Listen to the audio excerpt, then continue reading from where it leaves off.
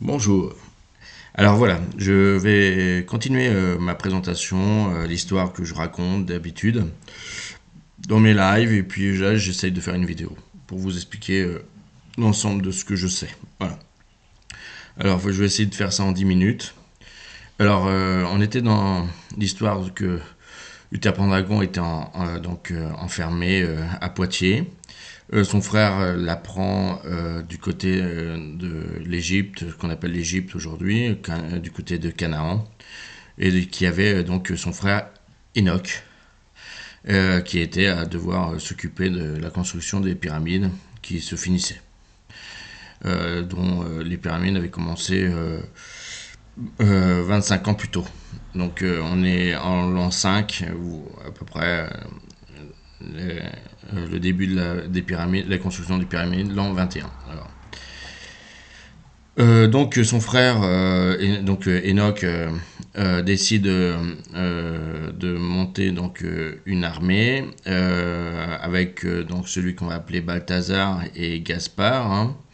Alors Gaspard, c'est aussi Lao Tzu, et Balthazar, c'est Pythagore.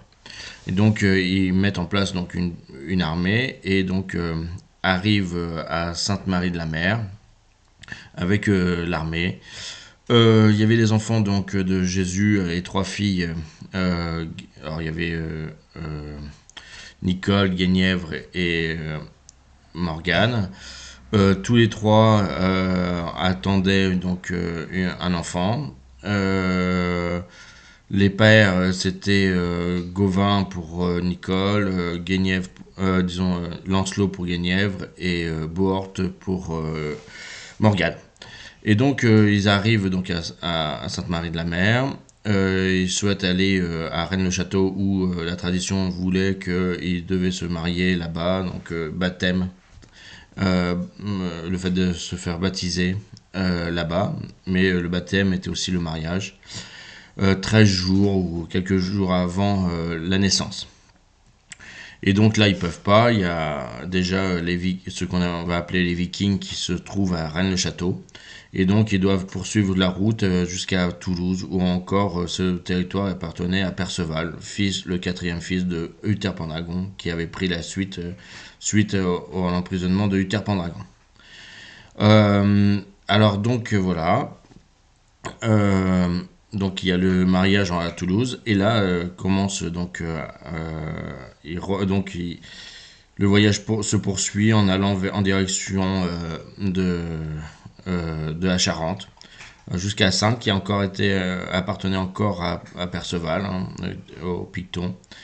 Il souhaite traverser donc la Charente au niveau d'une petite rivière qui s'appelle le Coran, du côté d'Orlac, voilà, où sera en fin de compte l'endroit où les enfants de Jésus, les trois filles, perdront la vie, voilà. Et là où se trouve aussi là où se fera emprisonner en fin de compte une grande partie de la caravane, et qui sera conduit jusqu'à Poitiers, là où se trouve Uther Pendragon. Et donc l'histoire commence à partir de là, où Balin et Judas, son frère, décident d'aller en direction de Sanzay. De Sanzay, là où se trouvait le château de Uther Pendragon. Donc voilà, ils vont en direction. Ils s'arrêtent à Pierrefitte pour faire les croix. Ils arrivent donc Pierrefitte, Saint-Varan, Coulonges, et là ils arrivent à Chapelle-Gaudin, où sera l'endroit, ça sera l'endroit où Uther Pendragon, qui s'appelle aussi Michel, portera pour la première fois la croix jusqu'à Moutier, où voilà, et donc à Moutier que débutera en fin de compte le chemin de croix de celui qu'on appelle Jésus, que moi je vais appeler Christophe Conan. Et donc, là, donc, pendant 68 jours, le chemin se fera. Donc, une partie, les 10 premiers jours autour de Moutier. Après, ils décident de faire le contour de Sanzay, le château de Sanzay. Et puis ils arrivent à coudre là où sera aura où Christophe Conan, où Jésus aura le clou dans la main. Et on retrouve dans le petit village de Accoud aujourd'hui une église avec la peinture de clous et de tenailles. Et donc après, ils vont en direction de Saint-Clémentin, où se fera le jugement de Ponce Pilate ou Balin. Et donc au 50e jour, eh bien, Jésus continue le voyage avec le jugement, la clémence qui avait été donnée au 49e jour à Jésus.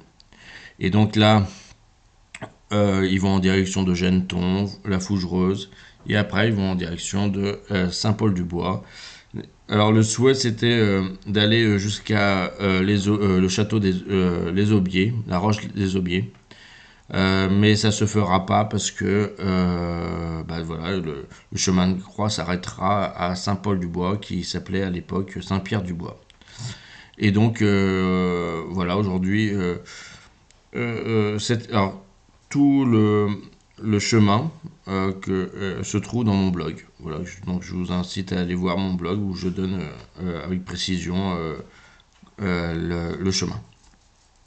Et donc voilà l'histoire du chemin de croix de celui qu'on appelle Jésus, que moi je vais appeler Christophe Conan.